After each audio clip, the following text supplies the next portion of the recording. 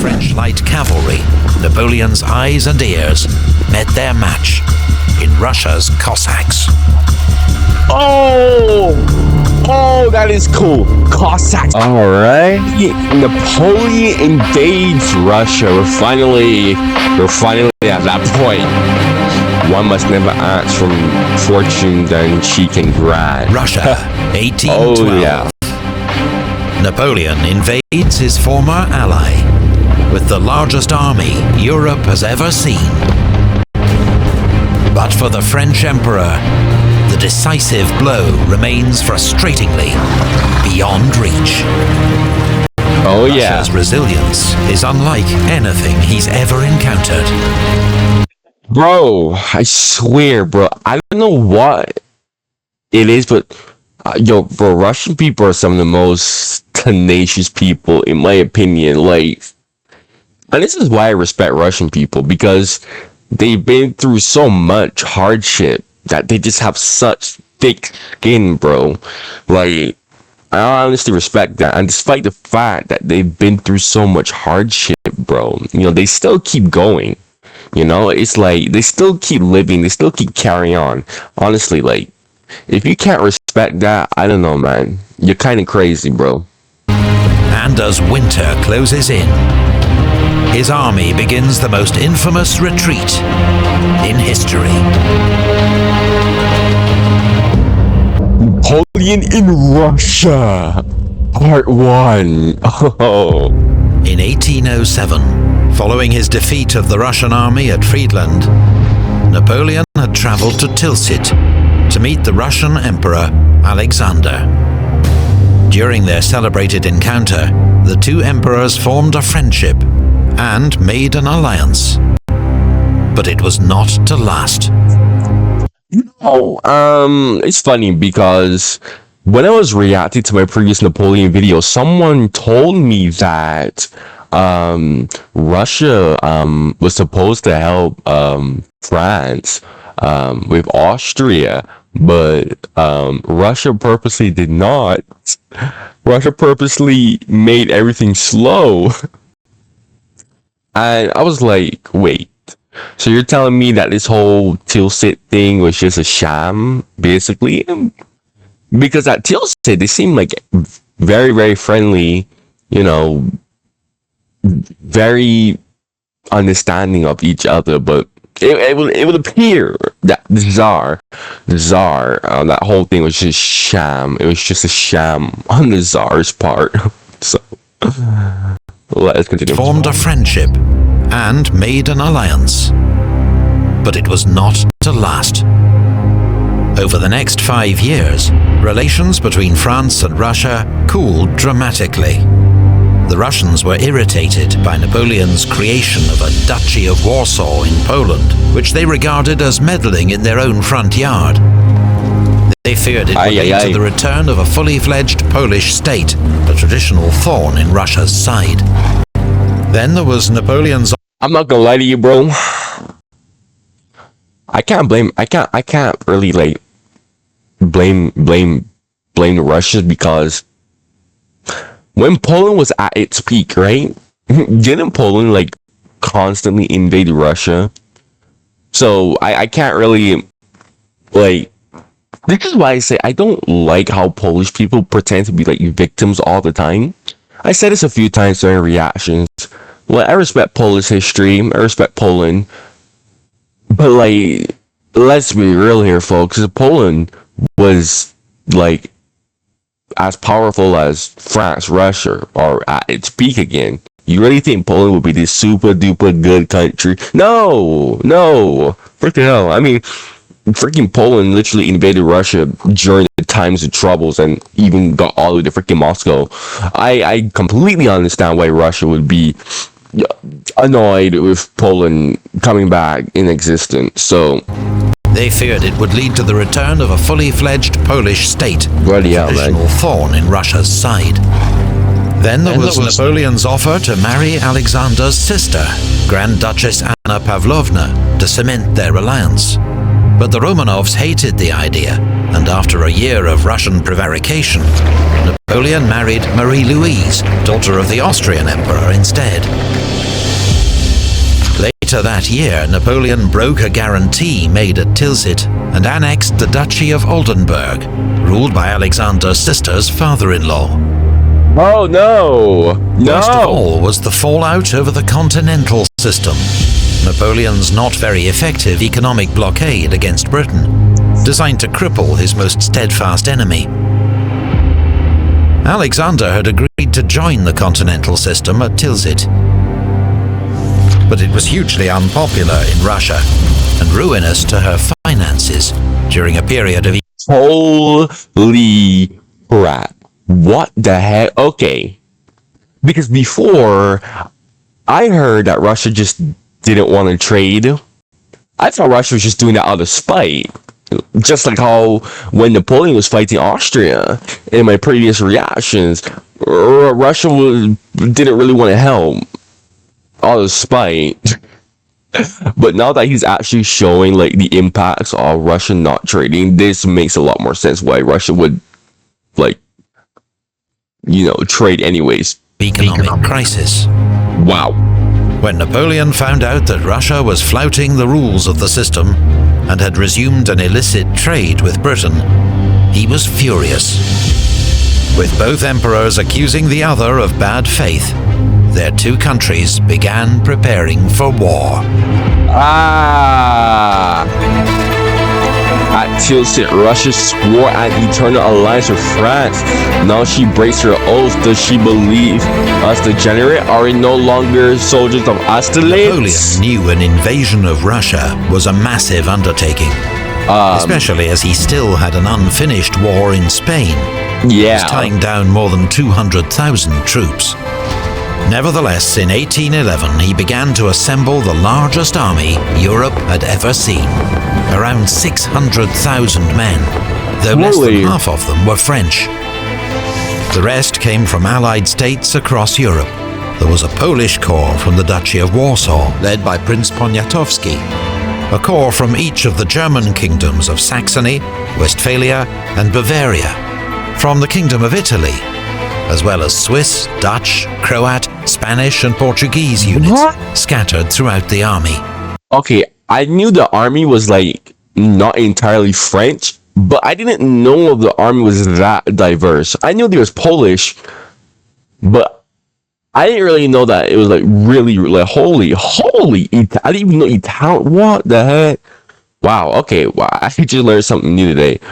Breaking out of Italy, as well as Swiss, Dutch, Croat, Spanish, and Portuguese units scattered throughout the army. There were even contingents from Prussia and Austria, France's recent enemies, now uneasy allies. Some of these allied troops, such as the Poles and Germans, were as reliable as their French counterparts. Others were very inexperienced, or, like the Prussians and Austrians, reluctant to be there at all.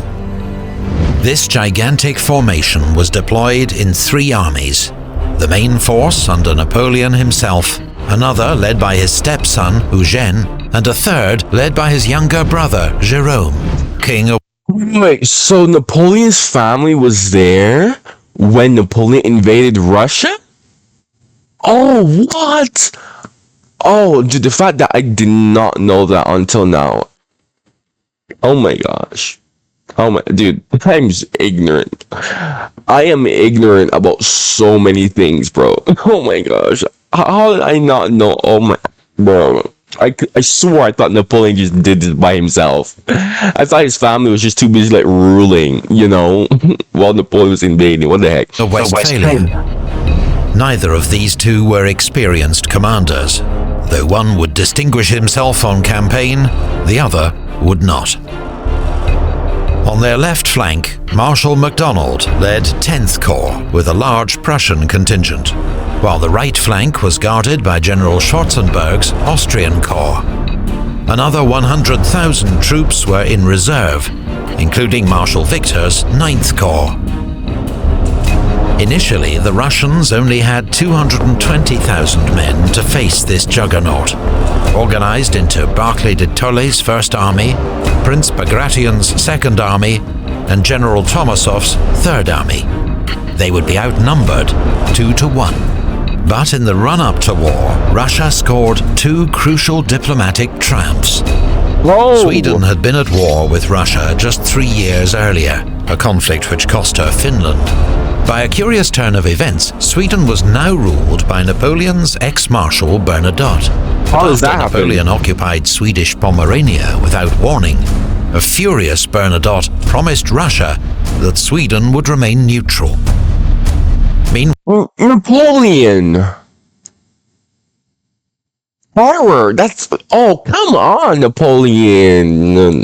No, you don't want to be making mistakes like this. And I'm not using hindsight. Come on, that's just basic common sense, Napoleon. What? Why would Napoleon do that? Also, how did Napoleon's marshal even get to be the ruler of Sweden? What the heck? Like, nobody's explaining this to me. Meanwhile, a peace treaty with the Ottoman Empire ended Russia's 6-year war against its southern rival. These two agreements secured Russia's flanks from any strategic threat and freed up troops to face Napoleon's invasion.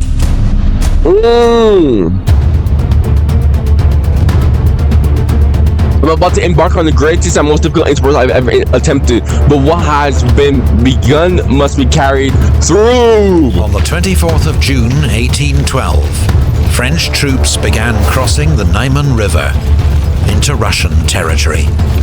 Oh The army boy. was so large, the crossing took 5 days.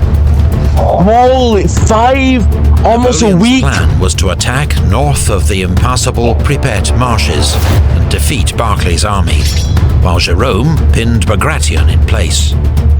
French forces would then swing south to trap Bagration. Napoleon expected the campaign to be over in 5 weeks.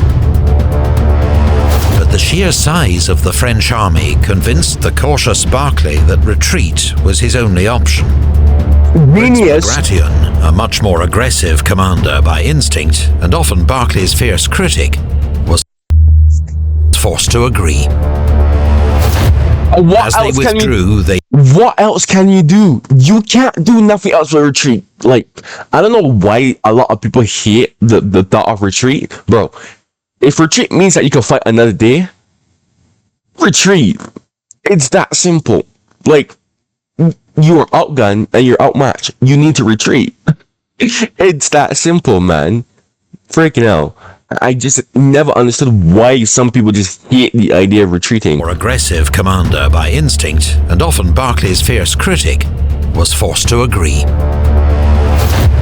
As they withdrew, they burned villages and crops, part of a scorched-earth strategy to deny supplies to the enemy. In 4 days, Napoleon had reached Vilnius, but Barclay was gone. To the south, Jerome failed to pin down Bagration. So when Davout's First Corps swung southeast to trap him, he'd already withdrawn to safety. Napoleon's younger brother was out of his depth, stung by the Emperor's criticism, humiliated when his troops were put under Marshal Davout's command. He resigned his post and returned to Westphalia. The campaign was already beginning to expose serious flaws in Napoleon's plan. Wow. Okay. Knowing his troops would struggle to live off the land in this impoverished region, he'd organized huge supply depots and transport units to feed the army. But wagons rolled slowly along Russia's bad roads, which were turned to rivers of mud by summer thunderstorms. I always tell people, right?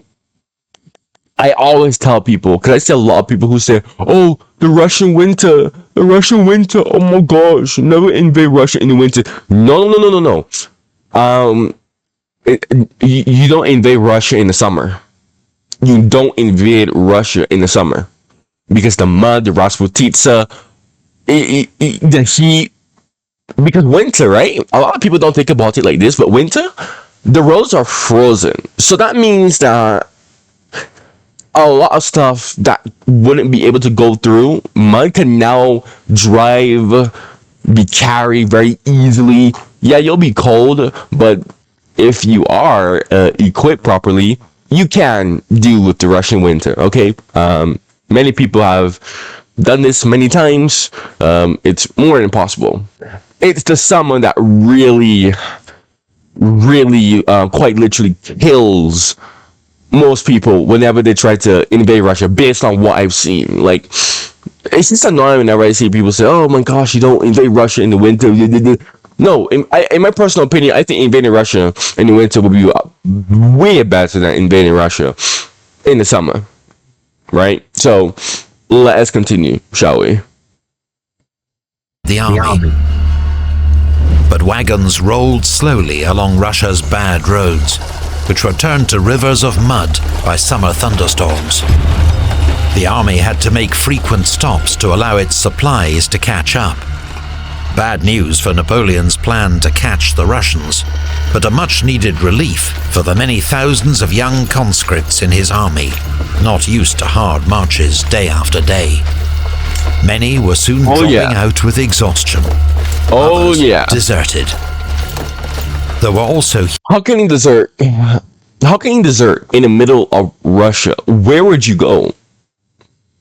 Where would you go? You going back home? Bro, France is thousands of miles away from you.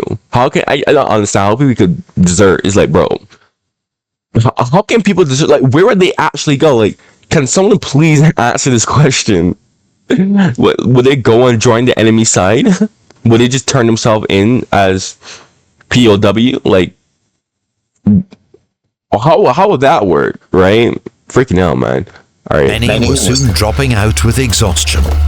Others deserted. There were also huge problems of command and control over a vast multinational army that was 3 times bigger than any Napoleon had commanded before. La Grande Armée, once famed for its speed of maneuver, had become a lumbering beast. After a pause to rest and regroup at Vilnius, Napoleon resumed his advance. Barclay continued his retreat to Vitebsk, where he hoped Bagration's Second Army would be able to join him.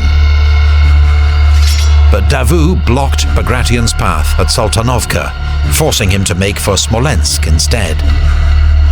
At Vitebsk, Napoleon clashed with Barclay's rearguard, but once more the Russians escaped, after setting fire to all the stores they couldn't take with them. Classic Russian move. 300 miles away, on Napoleon's southern flank, Russian Third Army attacked and defeated the Saxon 7th Corps. Oh no! Forcing Napoleon to divert Schwarzenberg's Austrian Corps to their aid. Why didn't he deal with these people? He's pushing up here, but he's just leaving these people down there. Why didn't he? Is it because of the Pripyat marshes? Is that why he didn't go down this route? By the end of July, Napoleon had advanced 250 miles into Russia, much further than he'd planned.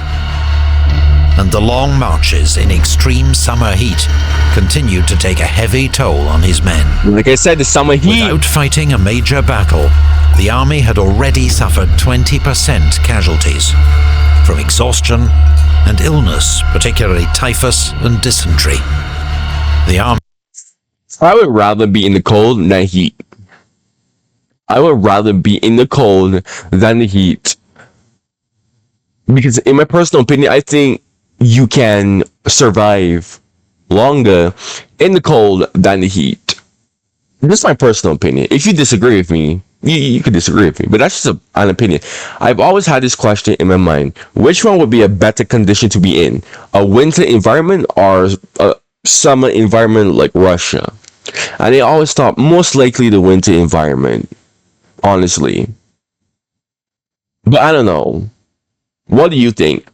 Tell me your opinion, because I'm curious about what other people would think about that, because there's a bunch of pros and cons to each one. And when I'm talking environment, right, I'm talking a hellish environment that not no you know, like cakewalk, oh it's a bit chilly. No, I'm talking like environment that these soldiers had to go through, right? So extreme winter, extreme summer, etc, etc. Which one would be a better environment to be in? What do you think, or should I say, which environment do you think a soldier would likely survive, like have a better chance of surviving longer in, right? Let us continue. battle, the army had already suffered 20% casualties from exhaustion and illness, particularly typhus and dysentery.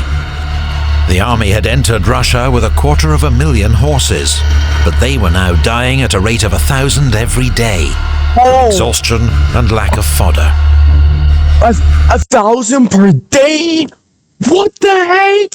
It wasn't just cavalry horses that were dying, but the very horses that were supposed to haul the army's transport wagons, making a bad situation worse. This crisis in horsepower came just as the French light cavalry, Napoleon's eyes and ears, met their match in Russia's Cossacks. Oh, that is cool. Cossacks. Okay, that is hype. That is hype. That is hype. Self-reliant, proud, wait. ruthless. If Napoleon had Cossacks in his army, he would have been Emperor of China long ago. Oh, okay. Cossack prisoner interviewed by Napoleon. Cossacks. Self-reliant, proud, ruthless, and superb horsemen didn't play by the same rules as other European cavalry. So I've heard that Cossacks were just lawless, like complete lawless. I've heard some people tell me that Cossacks were just absolutely brutal, man.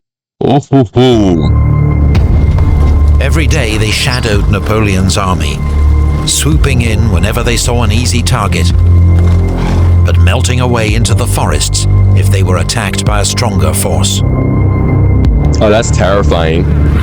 That is terrifying. I don't know what else to say. As well as Russian partisans, made hit-and-run attacks on French supply lines and depots, forcing Napoleon to divert thousands of troops to their defense. Alongside Russian regular light cavalry, they also prevented French patrols from carrying out reconnaissance, which meant that Napoleon often lacked good information about roads or the enemy's whereabouts. Dude, okay, let's talk about this for a second, right? Dude, I always feel like scouts or recon units in this type of era of warfare had it the worst. I would rather be like a line infantry or cavalry or anything like that other than a scout, because it's like they know how vulnerable these recon units are, and it's just but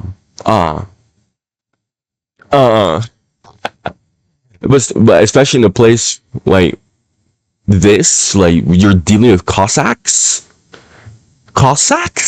No, thank you. I would definitely not be a recon unit if I had to go back in time and deal with that. No, thank you.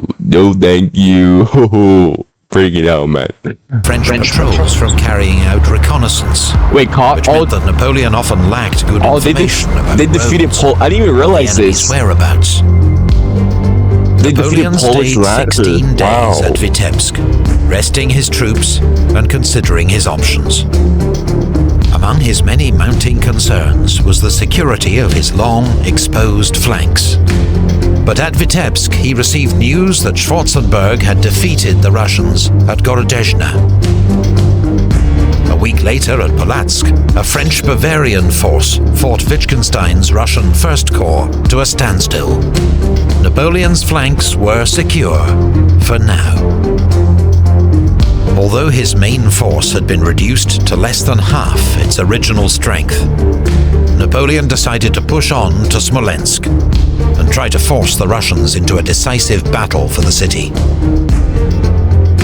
Barclay was indeed under pressure to give battle from fellow commander Prince Bagration and Emperor Alexander in St. Petersburg. The army's morale and Russia's honor required it, they told him. So they're gonna fight. They're gonna stand their ground. Okay. With the first and second Russian armies finally linking up near Smolensk, Barclay decided to attack Napoleon's army, which he believed was concentrated around Rudnya. The offensive was led by General Platov's Cossacks, who surprised a French cavalry division at Inkova. But alarmed by false reports that Eugene's 4th Corps was outflanking him to the north, Barclay called off the attack. Napoleon... How do you get a false report? How do you get a false report? What? How does that happen? What? Someone please explain that to me. Like, how do you get a false report?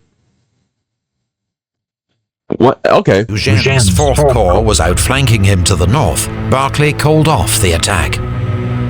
Napoleon, reassured that Barclay's offensive posed no real threat, began a grand outflanking move to the south to take Smolensk and cut off the Russian retreat.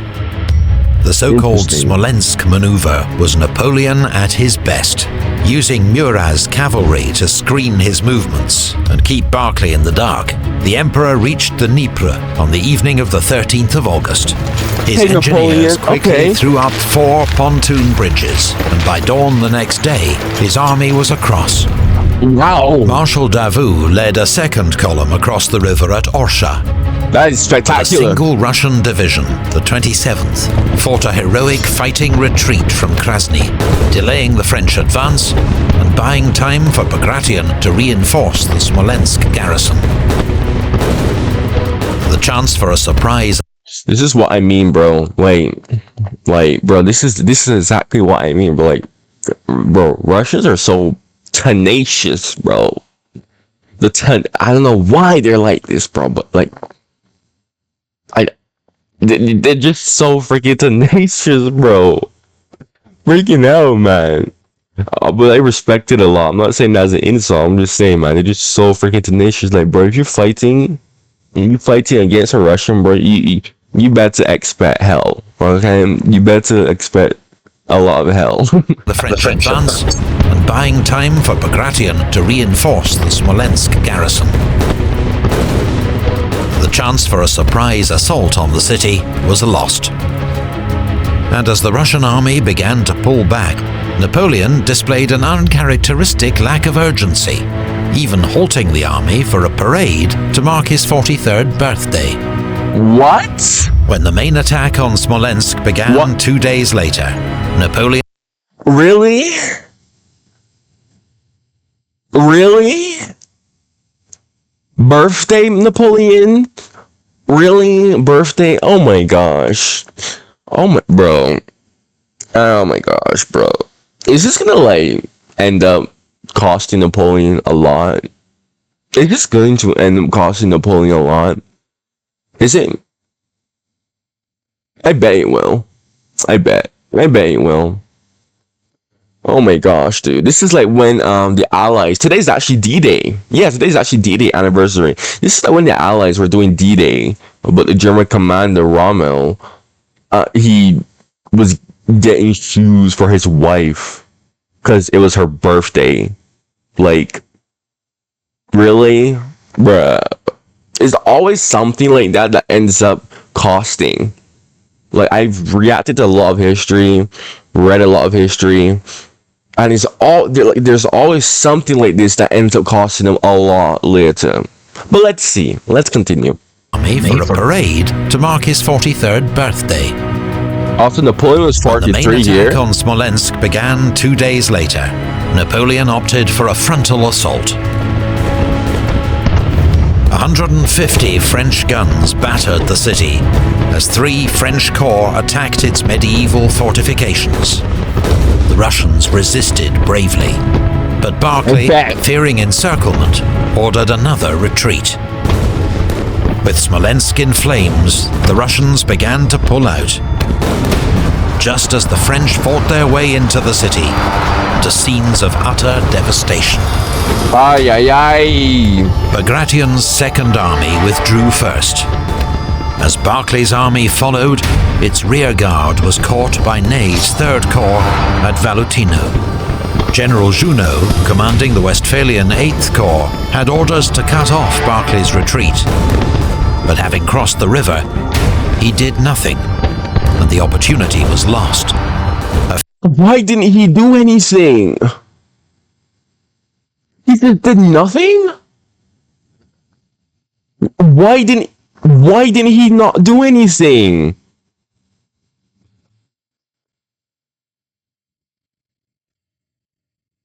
No explanation. He just decided, okay, I'm not gonna do any. What?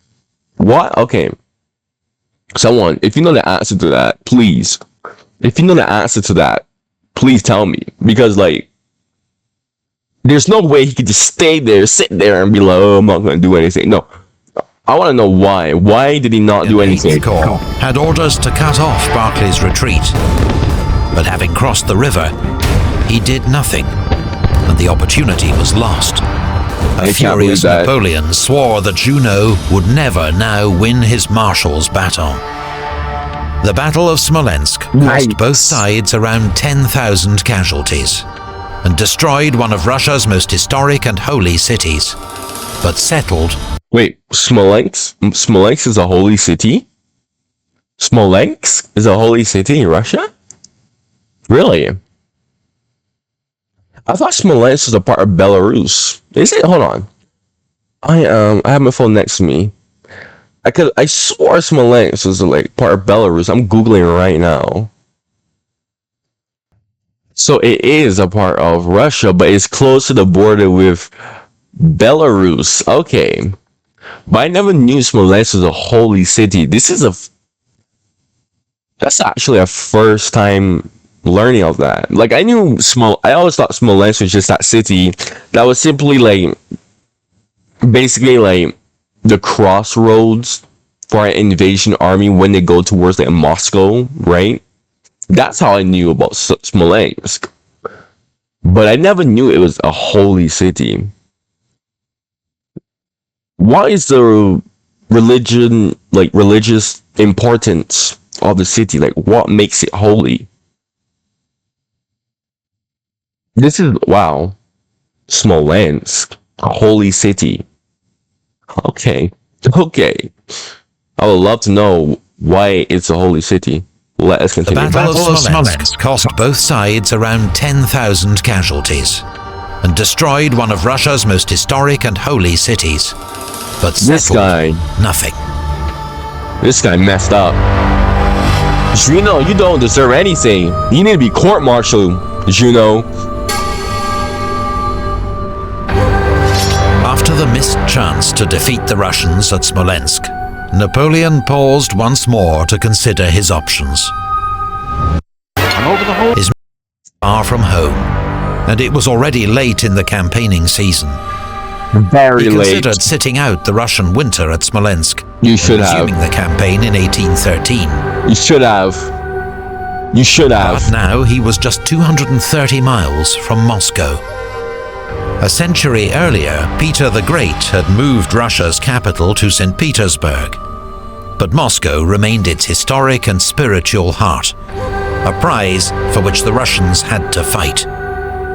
Napoleon, always a gambler, decided to push on. The Russians faced their own dilemma.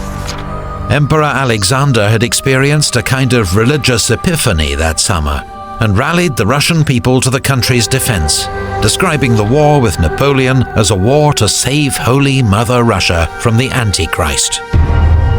For months, the emperor had received conflicting advice to stand and fight or retreat. Now he decided change was needed. The cautious General Barclay kept his job, but the emperor summoned General Mikhail Kutuzov to take overall command of Russia's armies. Kutuzov had been beaten by Napoleon at Austerlitz 7 years before, but he'd since won several victories against the Ottoman Empire and was a true Russian, loved by the troops. Although Kutuzov agreed with Barclay's strategy of delay, he saw that constant retreats were destroying the soldiers' and the nation's morale. If Moscow was given up without a battle, the fallout could be disastrous. And so, 70 miles west of the city, near the village of Borodino, the Russian army prepared to make a stand. Europe was about to witness the bloodiest day's fighting of the Napoleonic Wars. Ooh, for real? Oh. Thank you to all. Oh. That was a good one. Okay, so you made it all the way here. Make sure you click subscribe. Okay, if you made it all the way to the end, subscribe for more of my reactions to history. Make sure to like the video too, so that YouTube recommends my content more to like more historical history buffs and history nerds and enthusiasts, etc. I was looking forward to finally getting to the invasion of Russia, and I'm finally here. Oh my gosh.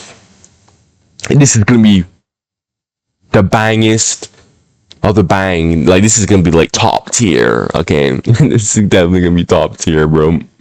Anyways, man, thank you for watching, and goodbye.